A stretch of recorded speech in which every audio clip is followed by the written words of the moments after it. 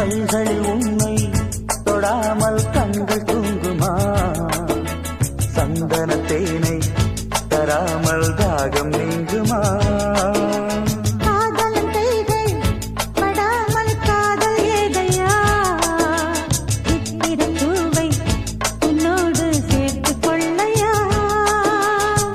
இதழ்களின் மேலே